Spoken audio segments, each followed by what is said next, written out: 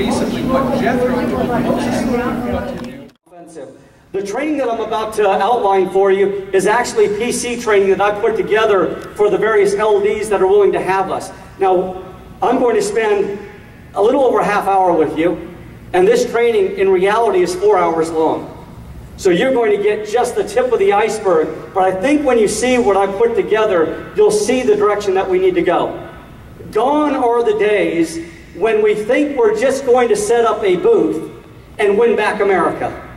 Go out to the fair, go out in the front of a grocery store and set up a booth and say, I'm a Republican, will you sign here? Those days are gone. Because the opposition has been playing a different game for a long, long time.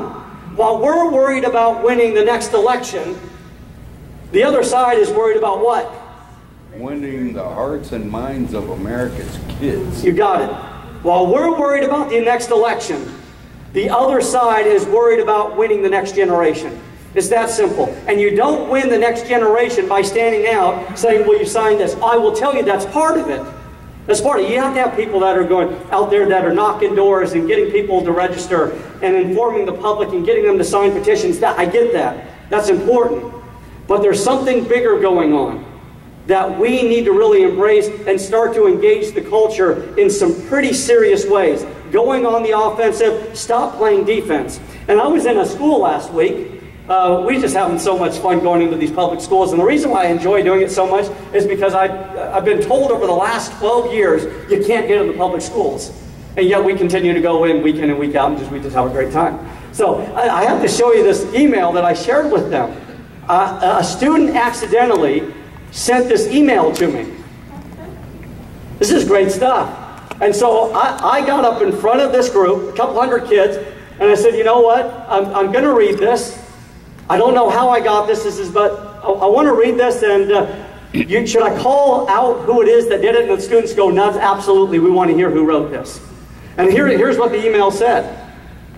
I'm not sure how to start this letter, but I feel we need to talk. I've been thinking about us a lot lately. I really thought we'd be together forever, but things have changed. I feel sorry for this guy. I feel like you've taken me for granted. You just started doing whatever you wanted and never asked me how I felt about it. I've been thinking about this a lot lately, and I don't want to hurt you, but I think it's time we broke up. Republican Party. Barack Obama. The Republican Party? What are you talking about? This is a love letter. This is the breakup letter. Barack Obama. Hold on. So I'm engaging the students here, and I'm asking them, do you want me to tell you who wrote it? And of course, they all wanted to hear who wrote it. And of course, I had to tell them that this letter was signed the 13 colonies. It was the ultimate breakup letter, the 13 colonies. And then I have this video that I play from Taylor Swift. You know that song, Never, what's the name of that song? I know you're right on top of that, Donnie.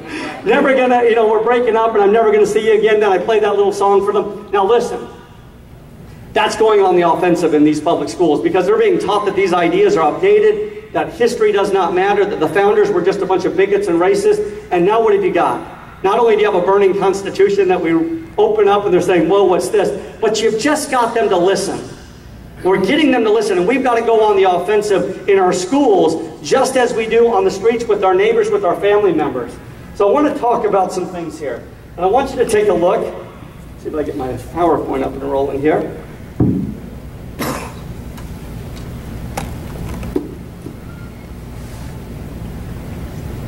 Take a look at that. And I know some of you might have eaten already, so this might ruin your appetite a little bit. But here we go. Let's chat about this. What are your thoughts on this? When you look at these logos, what are your thoughts? Of course, on the top you've got Obama, right? And on the bottom you've got? The Gadsden flag. Gadsden flag, which has become representative of what? Tea Party. The Tea Party. What do you think? What are your thoughts when you look at that logo? What message is being expressed? Yes? Offensive and defensive. How so? Well, She said offensive and defensive. How so? Forward kind of is like just moving along and don't tread on me. to me feels, I mean, the word tread, you know, I don't know, there's an offensive in the snake as well. Yeah. You know, but to me, the image and the phrase "don't tread on me" seems a little more defensive. Yeah.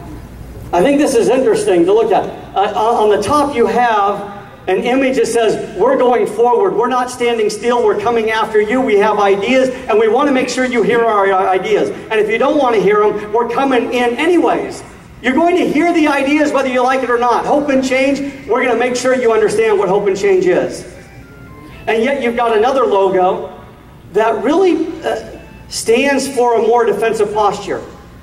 Right? You've got the rattlesnake that's simply saying what? This is my territory, leave me alone. Exactly. And so long as you leave me alone, everything's going to be okay. Exactly. And listen, conservatism is very much a political philosophy that is defensive in nature because it revolves around the idea of leave me alone. Right? Leave me aloneism, if you will, is not a philosophy that says we want to go out and tell everybody what to do.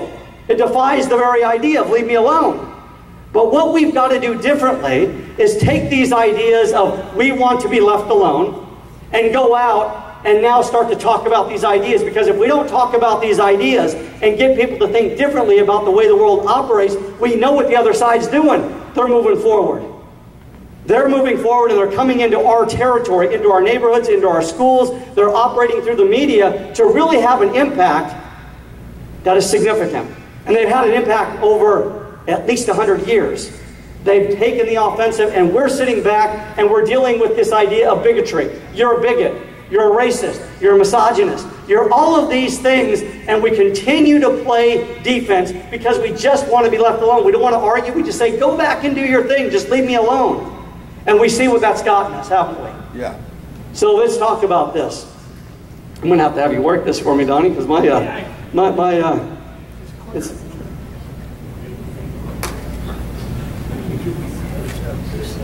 Yes, sir. It says see if I've... Hey, it's working now. All right. So here's our agenda. Leave us alone. Their agenda is what? Control. Right?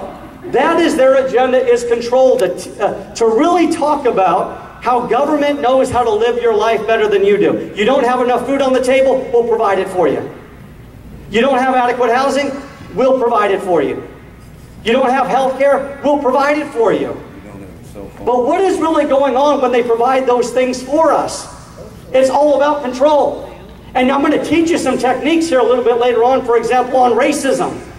Right? When people want to talk about racism, I think we have to understand and embrace one-liners that allow us to go on defensive in one line. Just that, one line in a few words. For example, I'll give you a little bit of a teaser here. If I'm dealing with somebody that wants to accuse me of racism, or the political party that I affiliate with as racist, I would say something like this. You know, you're right.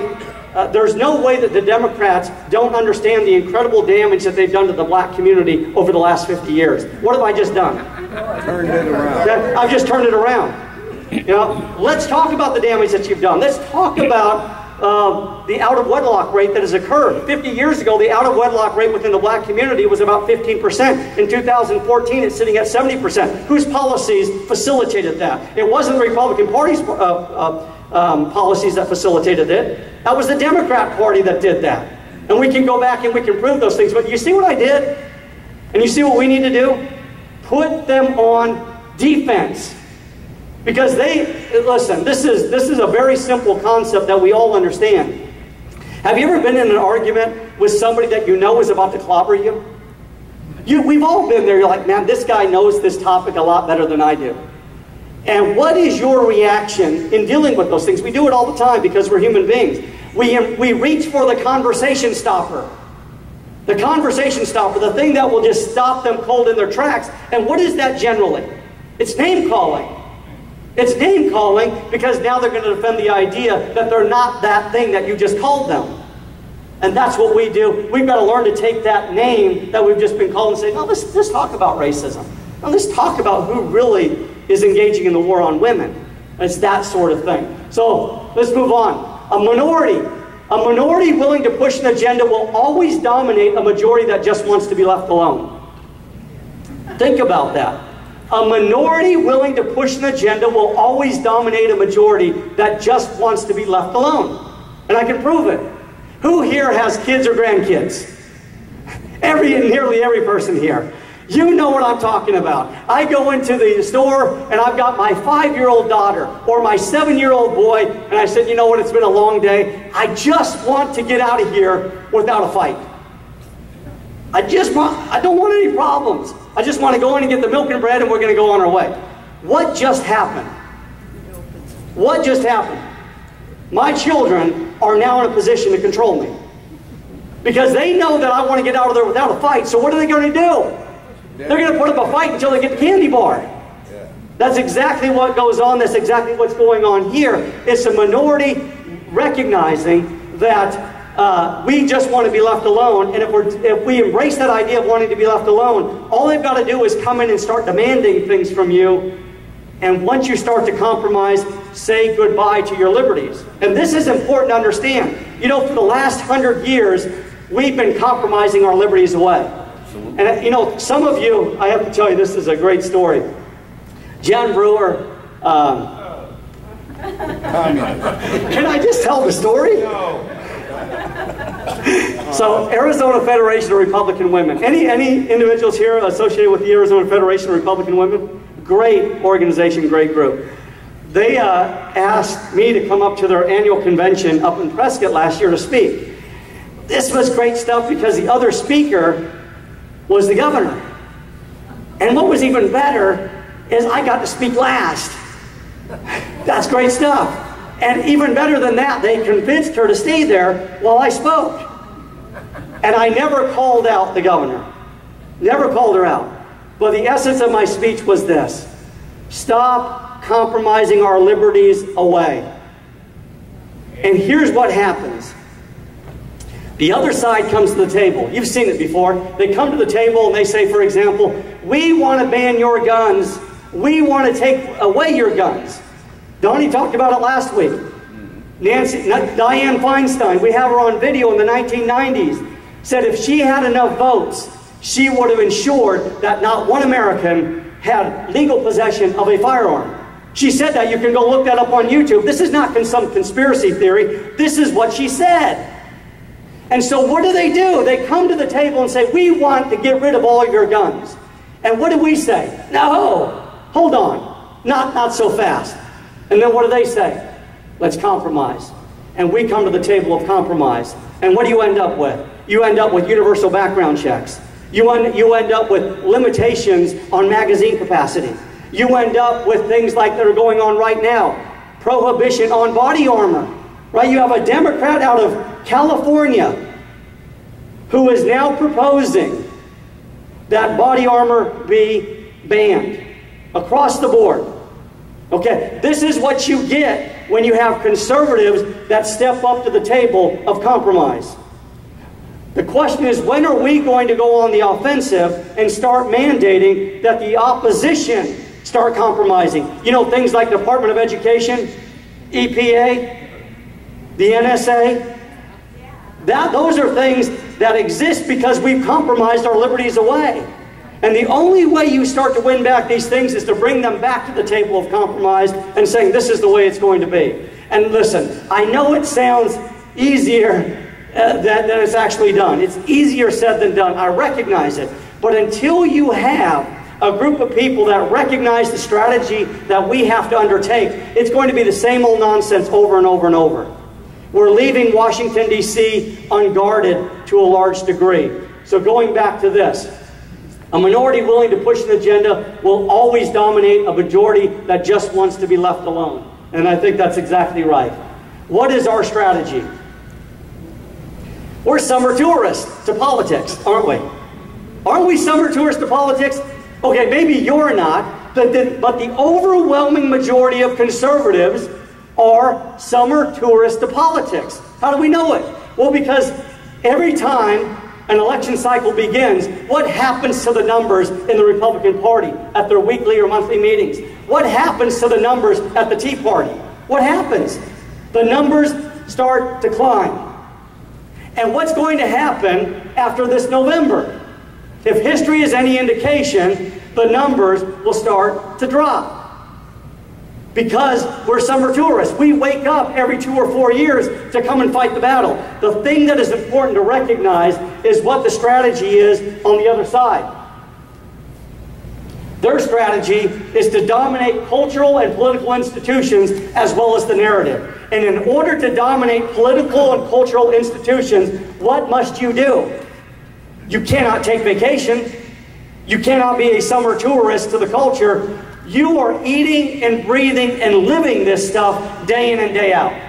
So while conservatives play the game every 2 years or 4 years, every time that big election cycle comes around, what we must understand is that the other side, the liberals, are living this stuff. They're not going on vacation the day after the election in November. The battle is just beginning for them. Where are the problems? Where is the other side attacking us? We're going to correct that problem. Think about an issue like Common Core. I will tell you absolutely frankly that we're playing defense when it comes to Common Core. What are we trying to do? We're trying to say we don't want this, we want to repeal it. That's a defensive posture. I will tell you that the other side is 2, 3, 4, 10 steps ahead of us on Common Core. If you repeal Common Core, I guarantee they've already got something ready to replace it. That's because they are on the offensive. It's an issue of going after the bigger problem. And what's the bigger problem? That the federal government has done what when it comes to education? Taking it over. They've taken it over. Right? That's the bigger beast that we've got to go after. And unfortunately, we don't have a lot of individuals in Washington, D.C. that are willing to take on that beast right now. Because it is just that. It's a beast.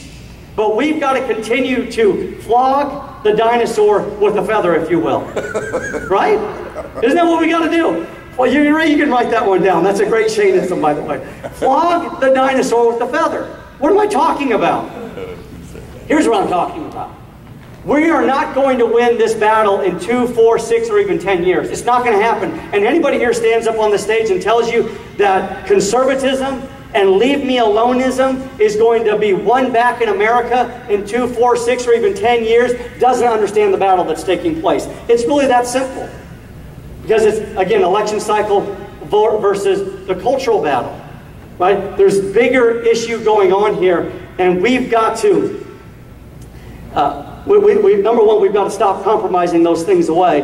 But flogging the dinosaur with a feather is this idea that if I can just get them to listen, if I can just flog them to the point where they'll turn their head, I know that their body will follow. Do you remember what we were doing 5 years ago when the Tea Party got started? Everybody was saying, if we don't clean this mess up in 2 years, we're done. Guess what, folks? It's 2014 and we're still here. Okay? The battle's still being fought. I wonder if it would have been different 5 years ago if we had said, you know what, guys, get in, buckle up for the long haul, and let's go to work. I think what we would be experiencing in America today would be significantly different. I really do. I think we would have made a lot more progress. But we focused on that one issue that we were passionate about to the detriment of all of the other issues that we should have been concerned about that primarily revolve around defending the foundation of America, more freedom and less government. But we've been distracted, and we're distracted in large part because we are individuals that play defense all too well. So we've got to engage in their strategy, dominating the cultural and political institutions as well as the narrative. And what does it mean to dominate cultural institutions? Well, it means taking back the media. It means taking back radio. It means taking back TV. It means taking back written media. It means going on to social media and dominating the ideas that are being discussed there. That's what it means. Now, you can look at radio, and I think conservatives have done a very good job of really occupying that channel. TV, not so well. And so it begs the question, how do we take back TV? Going back to the very principle that we started with in America of pledging your lives, your fortunes, and your sacred honor. There are people out there that need to pony up money that are willing to engage in this fight to start allowing us to utilize more than just Fox News or Glenn Beck and maybe a handful of others. What we have to have is really resources that are being utilized to take back media and doing it in a way that plays on the playing field of our current culture. Now, I think back at what we were doing at the school this last week, and you all know, I love my burning Constitution, I love fire, I love all of that stuff, I love bringing in props. And I will tell you that over the last 5 years, I've had individuals, not just with the party, that said, you know what, it's too much about entertainment.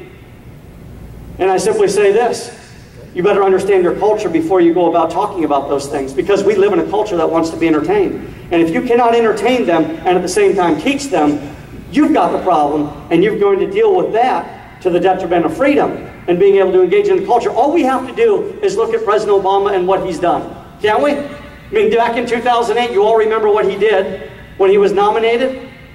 Mile High Stadium, pyrotechnics, dancing, music, the whole 9 yards.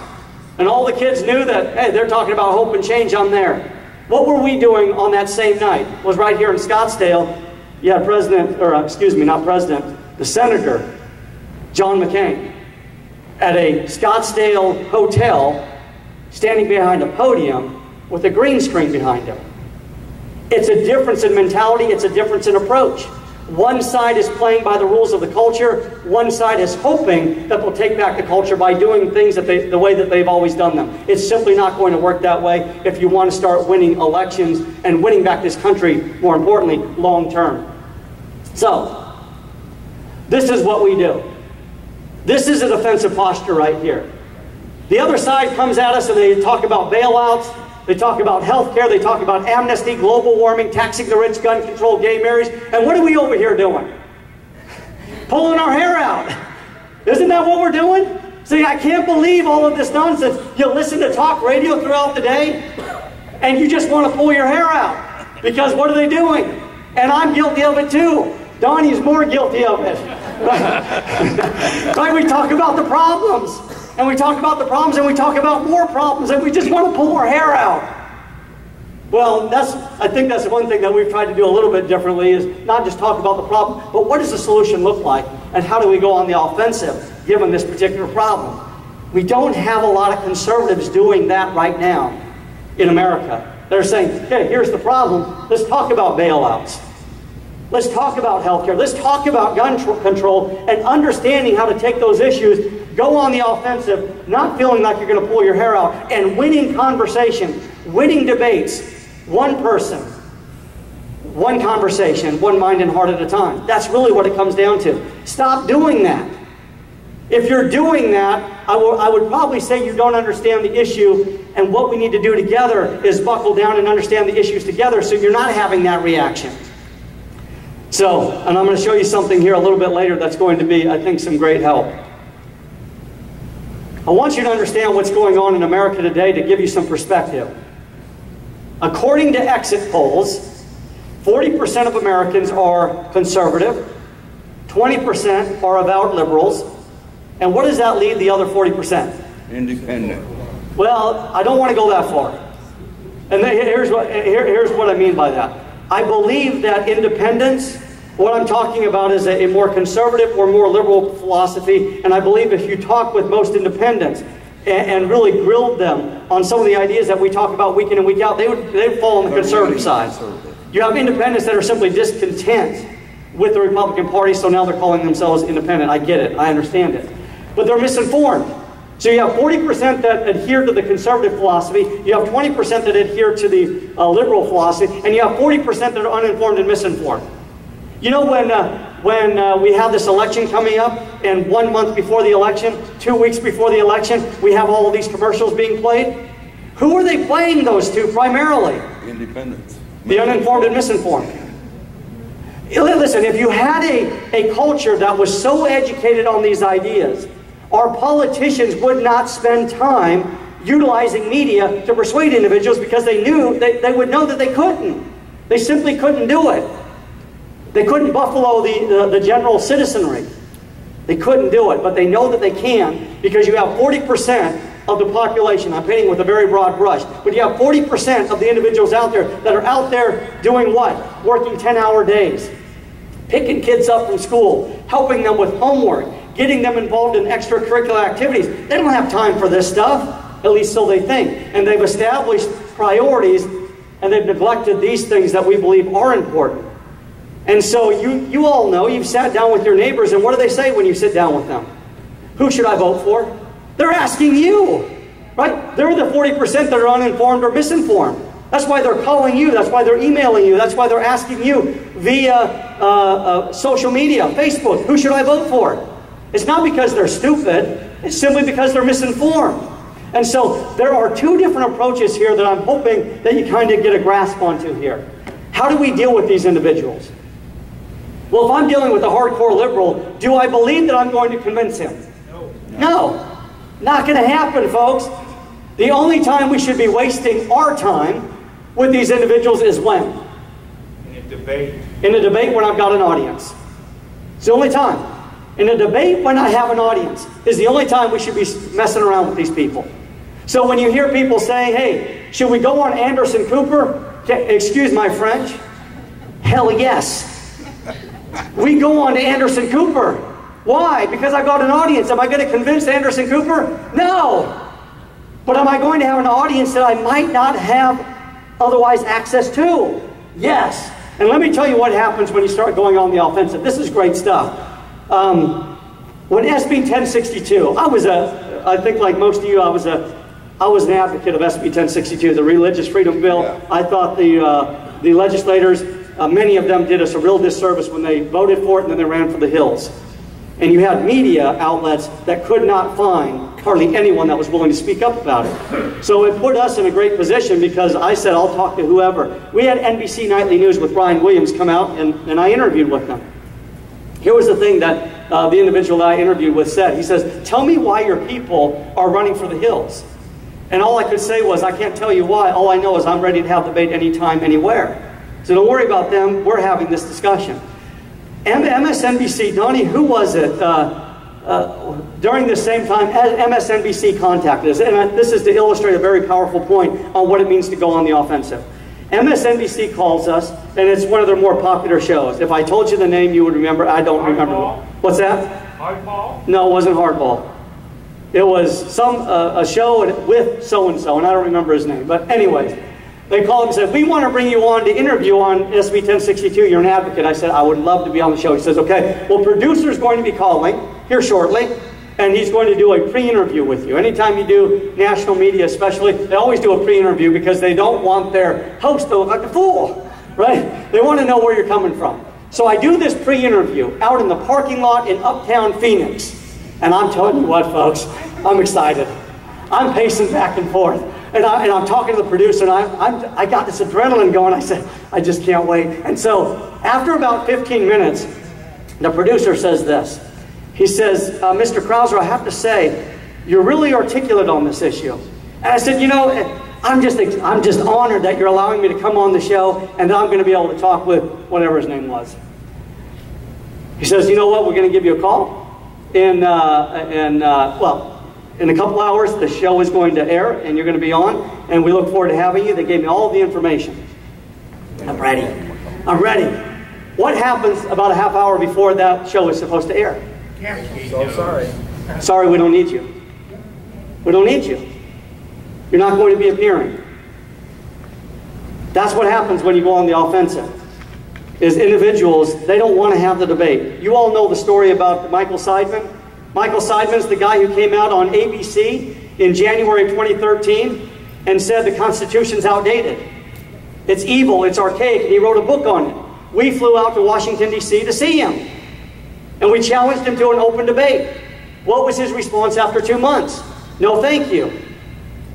That's what happens when we go on the offensive. So I think we bought into this idea that the other side wants to have the debate with us just because they yell really loud. The reality is, if we go in and we say we want to have the debate, and we know what our talking points are, and we utilize things that put them on the defensive, we are going to see a transition that's going to be tough to ignore here in America. It's primarily going to revolve around this idea that they simply don't want to have the discussion with. And many of you know that I've put together just some very basic questions that help you learn how to go on the offensive. You've seen these before. And this is a part of this packet. By the way, This is about a 12-page packet that I put together for PCs. We did a training last Saturday up in North Scottsdale utilizing some of this. It was about a two-hour training that we did up there, teaching these techniques.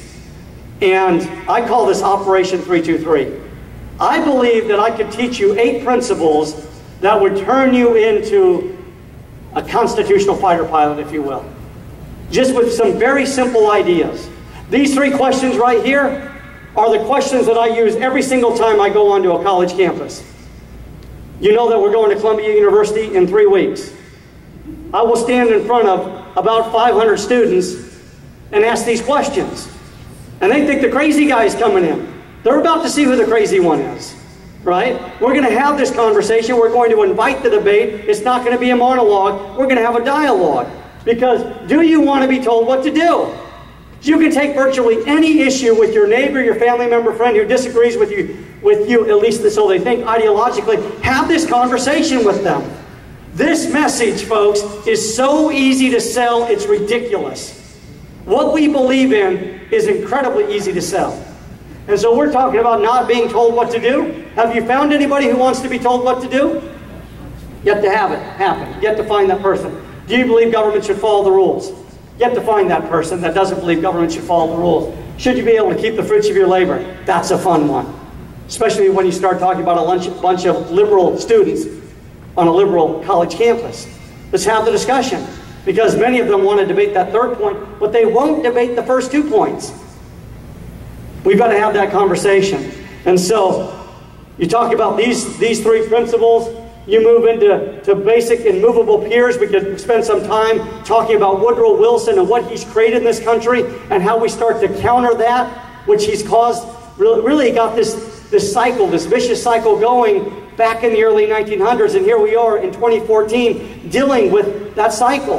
And I think it's important to understand that what Woodrow Wilson did was turn the immovable peers of our Constitution, our Declaration of Independence, upside down. Men and women are born free. Men and women with power cannot be trusted. That's the essence of our Constitution.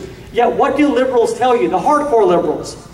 Men and women can be trusted, and men and women are not born free. This is not some theory. You can hear President Obama say, you didn't build that. You can get there on your own. That's classic progressive mantra. That comes from this idea that only government can liberate you. So why aren't we having that conversation? Let's have the conversation. This is part of that, really part of those the tools that you can utilize. We've talked about this together. They all believe government should follow the rules, but they don't even know what the rule book looks like. LEJ. You don't even need to know the ins and outs of the Constitution. You don't need to be a constitutional scholar to engage in a conversation with the average Joe out on the streets. Right here you have Congressman Michael Honda, who has proposed a bill to ban body armor. And now I'm having a conversation with somebody, and my first question is going to be, Article 1 deals with the legislative branch. Would you please tell me where in Article 1, Section 8 he has the authority to ban body armor? That's historically a state function. That's not a federal function. You can try and justify it any way you want. They have no authority. So what have I just done? Just by virtue of asking that question. I'm now playing offense, they're playing defense. You said government should follow the rules. I'm telling you, here's what the rule book says. You see what we've just done? You need to take these and allow them to become a part of your arsenal. Those first 3 questions, do you want to be told what to do? Do you believe government should follow the rules? Do you want to keep the fruits of your labor? Understand the essence of our Constitution, that is men and women are born free, and men and women with power cannot be trusted. And then take these 3 ideas of the rule book. It's a different ball game, folks. It's a different ball game. And I just want to give you, I'm going to give you one last tip here. Use humor in engaging the opposition. By the way, that's John McCain there and President Obama. I want you to really think about this. You're having a conversation with someone who disagrees with you. And you feel like, you know what, they've taken an offensive posture. And they're going down the same old nonsense, you're a racist. This is a classic line that I would invite you to use. I use it all the time.